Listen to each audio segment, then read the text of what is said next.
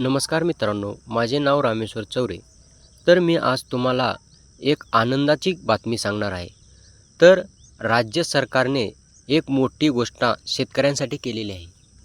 अतिवृष्टीग्रस्त शेतकऱ्यांसाठी तब्बल 31,628 कोटी रुपयांचे पॅकेज जाहीर करण्यात आलेले आहे. ही माहिती मुख्यमंत्री देवेंद्र फडणवीस यांनी पत्रकार परिषदेत दिली.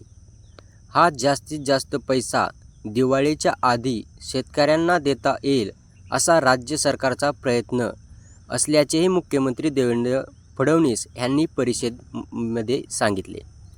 त्यानंतर मंत्रिमंडळ बैठकीनंतर मुख्यमंत्र्यांसह उपमुख्यमंत्री एकनाथ शिंदे आणि उपमुख्यमंत्री अजित पवार यांनी पत्रकार परिषद घेत ही घोषणा केली.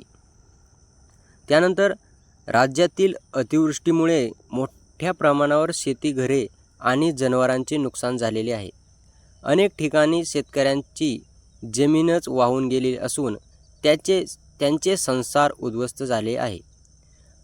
अशा शेतकऱ्यांना सरकारकडून मोठा दिलासा देण्यात आलेला आहे आणि ज्या शेतकऱ्यांची जमीन पाण्यात वाहून गेली आहे आणि त्यांना हेक्टरी 3.47 लाख रुपयांची आर्थिक मदत देण्यात येणार आहे. त्यानंतर राज्य सरकारने अतिवृष्टीग्रस्त शेतकऱ्यांसाठी 31,628 कोटी रुपयांच्या मदतीच मोठे पॅकेज जाहीर केलेले आहे. हे आपण पहिल्यांदा सांगितलेले आहे आणि ह्या निर्णयामुळे राज्यभरातील लाखो शेतकऱ्यांना दिलासा मिळालेला आहे.